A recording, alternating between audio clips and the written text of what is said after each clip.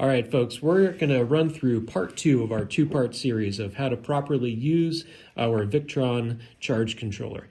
Now, in this part, we're going to be using the Victron Connect app to determine whether or not we have a problem with our charging circuitry on our machine. Now, here in this example, we show 0 watts coming in from our panels.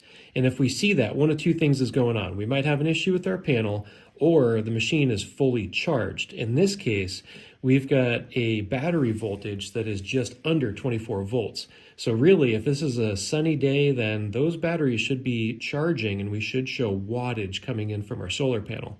So the first thing we're going to check is just to physically observe the panel itself to make sure that there's not damage to the panel. It wasn't hit by a sprayer or something of that sort, or it's obstructed in some way.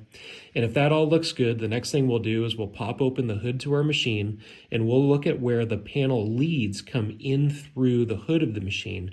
Those leads then go into the black looming, and down through that looming there's one cable extension that then goes into the control box at your 9-pin connection. So what we'll want to do is make sure that the cables and the cable extension are properly connected. And if those look good and secure, and where they connect into the 9-pin looks good and secure, then it's safe to assume that our wiring is correct. And at this point, you may have a potential problem up at the module that is located underneath the panel, which is in between the panel and the hood.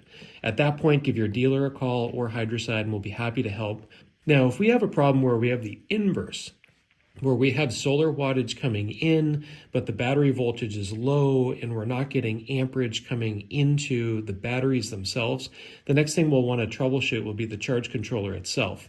Now, in that case, what we'll do is we'll check the 20 amp fuse in the charge controller to make sure that's not popped, and we'll make sure that the wires are correctly inserted to the right holes on the charge controller. We'll want to make sure that the solar panel leads go into the PV section of the charge controller, and that the battery leads from the charge controller are coming out of the battery section to make sure that wiring is proper.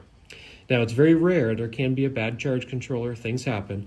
And if that's the case, that all the wiring looks correct, give us a call. We're happy to help troubleshoot further and diagnose. But often, when you run through these steps, you'll find out what the potential chink in the armor is, and you'll be able to be back in business and have those batteries taken care of with proper charge state. If you have any questions, feel free to give us a call. We're happy to help.